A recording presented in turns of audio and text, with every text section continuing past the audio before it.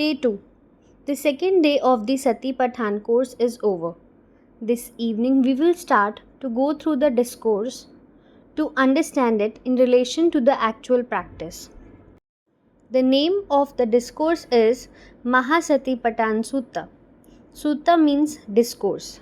Maha means great, and indeed there is an other shorter discourse on Satipatthana. This present discourse, however, covers more subjects in detail and is therefore called Maha. Sati means awareness. It is a very important faculty of Dhamma, as was discussed yesterday. It is one of the Indriyas, the faculties to be developed. It is one of the balas, the forces, the strengths that must be developed to master Dhamma. It is one of the bhujangs, factors of enlightenment. Sammasati is part of the Noble Eightfold Path. Its literal meaning, as commonly used nowadays in India as smriti, is memory or remembrance. Vipassana involves no past memory, but you must always remember the object of meditation, which is the reality pertaining to mind and matter within the framework of the body. A better sense or understanding of sati is awareness, which is what it is, and awareness has to be of the reality of this moment as it is, of the present, not the past or future. Pathan means getting established. Pa means extensively, which includes the element of panna, wisdom. The awareness is not merely of the truth of mind and matter, but also of the nature of this truth, how it arises and passes, how it is a source of misery, how it is not, how it is substanceless. Direct experience is required. This is not mere intellectual understanding of an apparent truth. Awareness is established with wisdom, which is the understanding of the true nature of reality. Hence, the name Mahasatipatthana Sutta, the discourse starts. Ivam me suttam. This was heard by me. The words are not those of the Buddha. There is a history behind them, which Vipassana meditators should know. When the Buddha passed away at the ripened age of 80, his students then present, who were arahants fully liberated, understood that everyone, a Buddha or an ordinary person, has to pass away. This is a law of nature. Others of his students who were not developed in Dhamma to this extent felt very sad, and some even cried. However, one person, a monk, old in age but not wisdom, dissented. He felt very happy that the old man had passed away. Now they were free of his clutches and could do what they liked. The Buddha's own teaching, after all, was Atahi Atano Natho. You are your own master. This incident reveals that elements had already entered the Sangha who were not interested in Dhamma. They had come for status, a comfortable life, and more alms and respect than they would receive otherwise. I felt very grateful to this monk. Why? When Mahakassapa, a wise elderly monk, an arahant, fully liberated, and one of the chief disciples of the Buddha, heard this, he decided to preserve the actual teachings of the Buddha against future distortions by such elements. For 45 years, day and night, the Buddha had taught Dhamma, hardly resting 2 or 3 hours at night, and even that not in ordinary sleep, but with awareness and equanimity with wisdom. He had given 82,000 discourses, and his leading Arahant disciples had given another 2,000. This makes 84,000 in all. Mahakassapa thought that others, like this old monk, would in future misquote the teachings, substituting their own words and removing essential disciplines. Therefore, he decided to call a conference of 500 elderly monks, arahants, who were eyewitness to the Buddha's teaching, to recite, compile, and authenticate the actual words. Just a few could have done this. But to impress people and ensure acceptance, he took 500 immediately after the Buddha's death. Together, they were to recite every word of the Buddha and give it the seal of authenticity.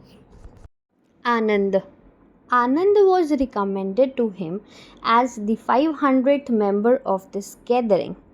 Anand was born on the same day as Gautam the Buddha, was his cousin, and had spent his childhood and youth with him. When the Buddha became enlightened,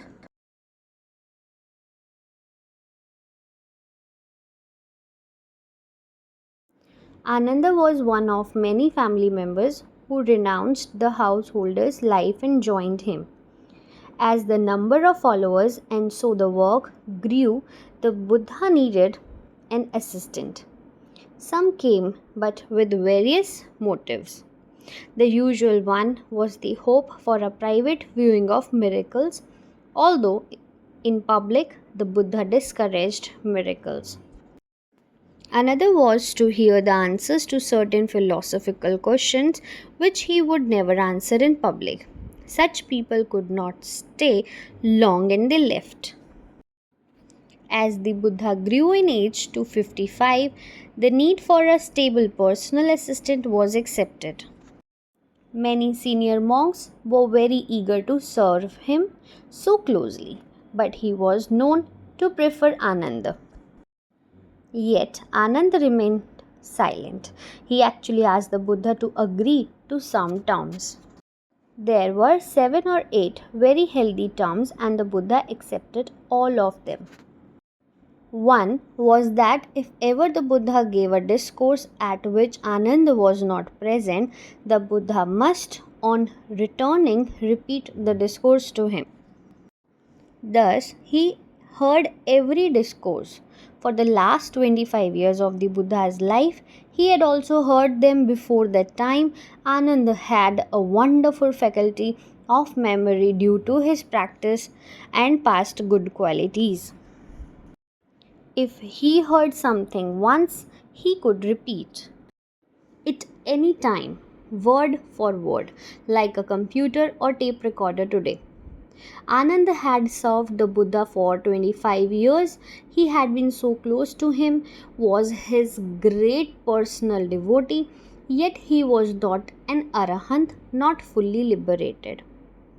He was only a Sotapanna, having reached the first stage of liberation after the initial experience of Nibbana. Beyond that is the stage of Sakadagami, then Anagami, then Arahant. You should understand from this that a Buddha cannot liberate anyone.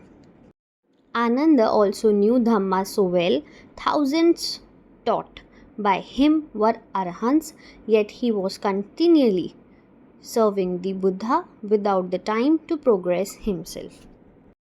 So Mahakassapa approached him, saying that now that the Buddha had passed away, Ananda had the time, and as a teacher he himself knew the technique so well, he asked him to work to become an arahant and join the gathering, since he would be a great asset there.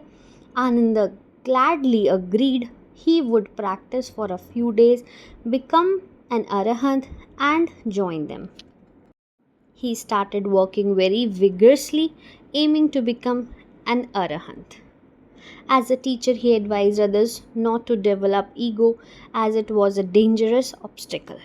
Often, the teacher, when he practices, forgets his own teaching, and this is what happened.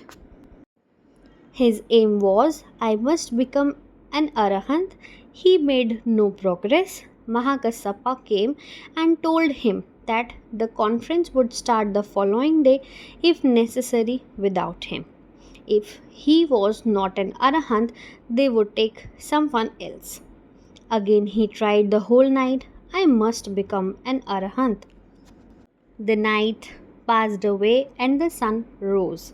Exhausted from his work, he decided to rest. He did not cry. He had that good quality. Now he was not aiming to be an arahant. He just accepted the fact that he was not an arahant. He was only a sotapanna. Like a good meditator, remaining aware of sensations arising in passing, he took rest. His mind was now no longer in the future but in the reality of the present moment. Before his head reached the pillow, he became an arahant. It is a middle path. With too much laxity, you achieve nothing. With overexertion, the mind is unbalanced. Anand joined the conference. Now Anand was asked exactly what the Buddha had said, and all the teachings were compiled. 3 divisions were made called Tipitaka. Ti means 3, Pitaka commonly means basket, though it also refers to scriptures. The first is Sutta Pitaka, the public discourses. The second is Vinaya Pitaka, the discourses to monks and nuns about discipline and Shila. For householders, 5 precepts Shilas are good enough, but for the monks and nuns, there were over 200 Shilas, which is why the old monk dissented. The third is Abhidhamma Pitaka, higher Dhamma, deeper truths about the laws of nature not easily understood by an ordinary person. It is an analytical study of the entire field of mind and matter with full detail of the reality pertaining to matter, Rupa, mind, Citta, and the mental factors, the mental concomitants, the mental contents, Cetasika. It fully explains how they interact and influence each other, how matter and mind stimulate the arising of both themselves and each other, and the interconnections, currents, and cross currents deep inside. This all becomes clear not just by reading Abhidhamma but only by a deep practice of Vipassana. Anand was asked to recite the suttas and Abhidhamma, and another arahant, perfect in the discipline, Upalli, was asked to recite the Vinaya. This discourse comes in the Sutta Pitaka. Anand starts Evam me suttam, this was heard by me, because he had heard it directly from the Buddha. He also gives an explanation of the situation in which the sutta was given. At one time, the enlightened one was living, Virahatti, among the Kurus at Kamasa Dhamma, a market town of the Kuru people. Viharati is used in India usually for very enlightened persons or those practicing Dhamma. Kuru was then one of 16 states in northern India at that time, now called Haryana, somewhere near Delhi and Punjab. The Buddha called the bhikkhus, that is the meditators present, and spoke. Kuru. The Buddha gave this discourse in Kuru for a reason. Not only the Buddha but others also had high regard for the people of Kuru. In another Indian tradition, the Bhagavad Gita starts with the words Dharam Kshetre, Kurukshetre, meaning in the field of Dhamma, the field of Kuru.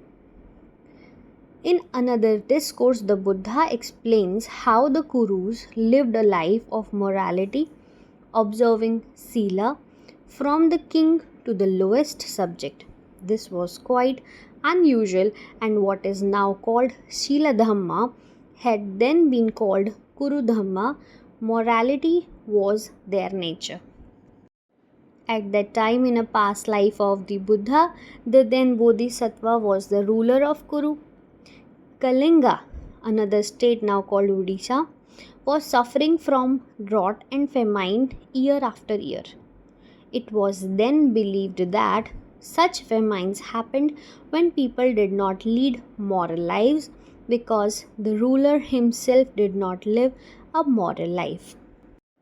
The elders of Kalinga advised the king to take 5 precepts, let all his people do the same and observe them. It was also important that the precepts were taken from someone perfect in them. They recommended the ruler of Kuru a perfect person, all of whose subjects lived a moral life. 2 Brahmin ambassadors were sent. They told the ruler the whole story and asked him to write the precepts down on a slate. On his behalf, they would read it out and people would start practicing and so come out of their misery. The ruler of Kuru refused.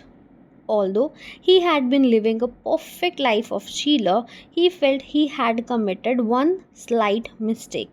He sent them to his elderly mother. She also said she had made one slight mistake. So they were sent to the chief queen and similarly successively to the king's younger brother, to the prime minister, the revenue minister, the chief businessman, down even to the charioteer and the watchman at the gate. All said they had made a slight mistake. Yet these mistakes were so trivial. For example, the king had been demonstrating his skill in archery. An arrow fell in a pond and did not float. Perhaps it pierced a fish. Whether it actually did is doubtful. The Kuru people were that careful. A base of Sila is essential. However, in the gap between one Buddha and another, other parts of Dhamma become lost. And this is what had happened. The Dhamma that a Buddha gives is complete and pure. Keval Paripunnam, Keval Parisuddham, with nothing to be added or taken out. As time passes, important parts get lost.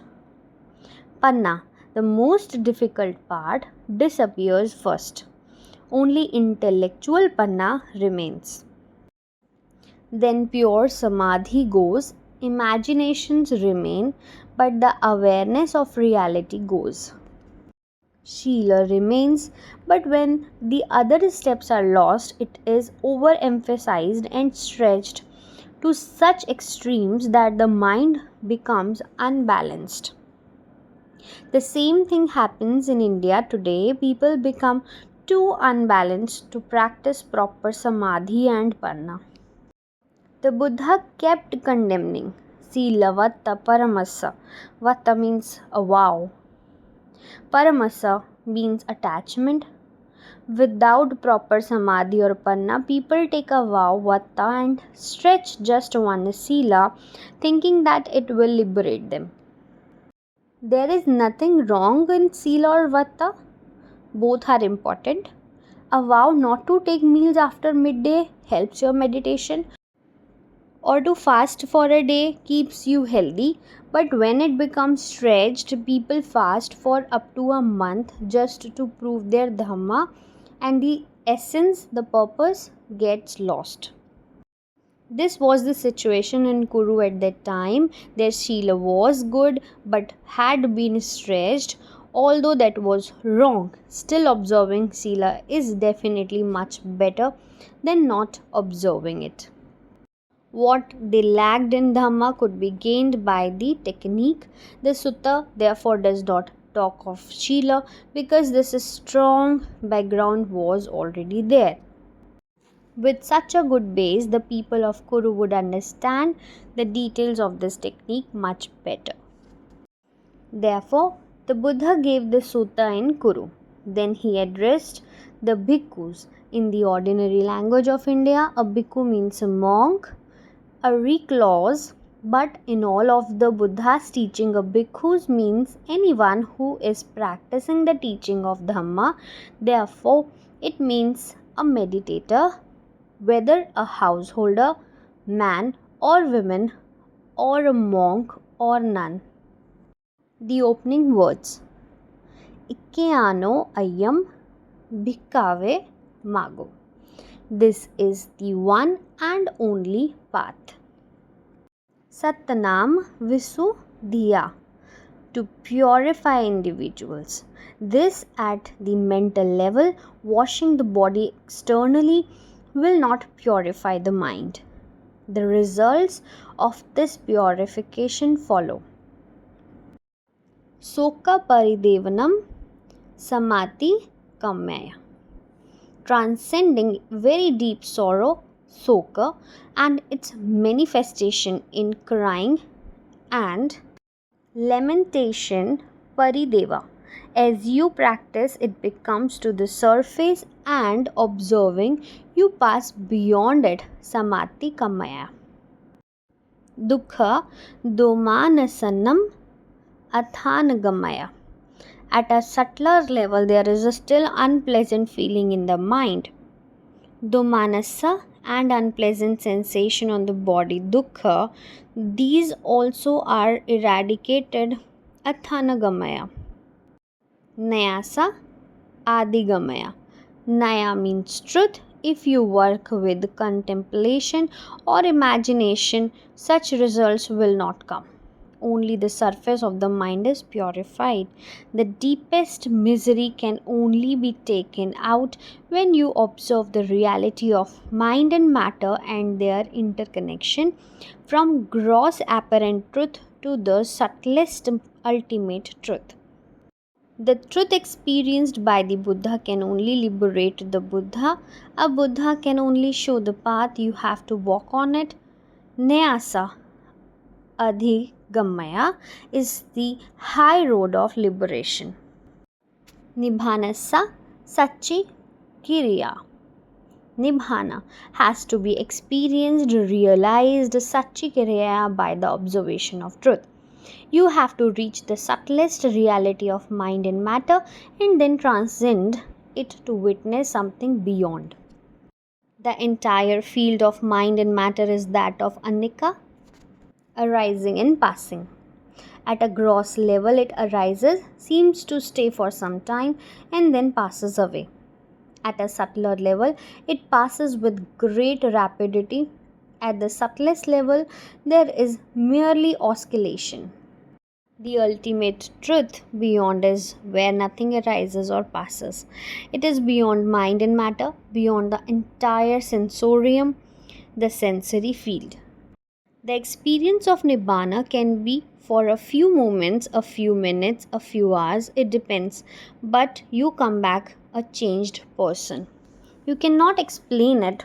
Of course, people can give long intellectual explanations, but the sense organs stop functioning in Nibbana. They cannot be used to explain it. Thus, the last of the 6 qualities of Dhamma is Pakkatam Veditabo. It must be experienced directly and personally by each individual within him or herself. Ikayana Maggo, the one and only path, seems to be narrow minded. Those who have not walked on the path or have not walked on it very much may feel uncomfortable. For those who have walked on it, it is clearly the one and only path. It is, after all, the universal law of nature. It is to be experienced and understood by everyone from any religion or country. Fire will burn anyone's hand. If you don't like being burnt, you keep your hand away, whether you are a Buddhist or a Christian or Australian or an American. The law of gravity exists with or without Newton. The law of relativity exists with or without Einstein. Similarly, the law of nature remains whether or not there is a Buddha. It is cause and effect. Two parts of hydrogen and one part of oxygen make water. If either is missing on a planet, there will be no water. This is a law of nature. This is Dhamma. As you proceed and work much deeper, you will understand this. If you do not want misery, you have to remove the cause, then the resulting misery is automatically removed. If you think that some supernatural power will liberate you in spite of all your impurities, it is just wishful thinking. It won't happen. You have to work according to the law of nature. Your present deep habit pattern of reacting out of ignorance, as a result of which you keep experiencing misery, has to be changed. In this sense, it is Ikayano, Maggo, and the Buddha now describe it further. Yadidam Kataro Satipatthana, that is to say, the four Satipathanas. At this stage, note how there are four Satipathanas, or four ways of establishing awareness with wisdom. Kae Kayanupassi Viharati Atappi. Sampanno Satima Vinaya Loke Abhijahado Manasam. Kae Kayanupassi Viharati means to live witnessing the reality of the body in the body. The practice is done atappi, very ardently, diligently, sampanno, with the wisdom of arising and passing, and satima, with awareness. No imagination is involved, rather direct, full awareness with wisdom. The truth pertaining to the body is observed, experienced within the body itself. This is done vinaya, keeping away from abhijaha, domanasam, craving and aversion towards the loke, the mind matter phenomena. Vedanasu, Vedanupassi, Viharati Atappi, Sampanno Satima, Vinaya Loke, Abhijaha Domanasam. The second is Vedanasu, Vedanan Passi, Viharati means to live witnessing the truth of bodily sensation. Again, there is no imagination. The truth is observed within the bodily sensations by direct experience in the same way. Site Sittanupassi Viharati Atappi Sampanno Satima Vinaya Loke Abhijahado Manasam. Similarly, the third is Sitte Sittanupassi Viharati means witnessing the reality of mind within mind. Dhammesu Dhammanupassi Viharati Atappi Sampanno Satima Vinaya Loke Abhijahado Manasam. The fourth is Dhammesu Dhammanupassi Viharati means witnessing the reality of the mental contents, the law of nature of the mind and matter within the law within the mental contents. This is done in the same way. These four satipathanas, observing the truth of body or sensations or mind or contents of the mind, all have to be directly experienced. Intellectual understanding will give you inspiration and guidance as to how to practice, but only experience will give results. This is to be understood as we proceed. Now you are working with respiration, the reality of this movement as it is coming and going, deep, shallow. You try also to maintain awareness of the reality of sensation in this area of the body, below the nostrils, above the upper lip, as it manifests from moment to moment. The object in this area of the body. Try to maintain the continuity of awareness day and night, except when you are in deep sleep. Most of the time, the mind will wander. You will forget, you cannot help it, but as soon as you realize, bring the mind back. Don't generate disappointment or depression. Just accept that the mind has wandered away and start again. Work more seriously, more diligently now. Time is very short. You have come to a course with a very serious atmosphere, undisturbed by new students. Make use of it for your own good, benefit, and liberation. May you all enjoy real peace, harmony, happiness. May all beings be happy.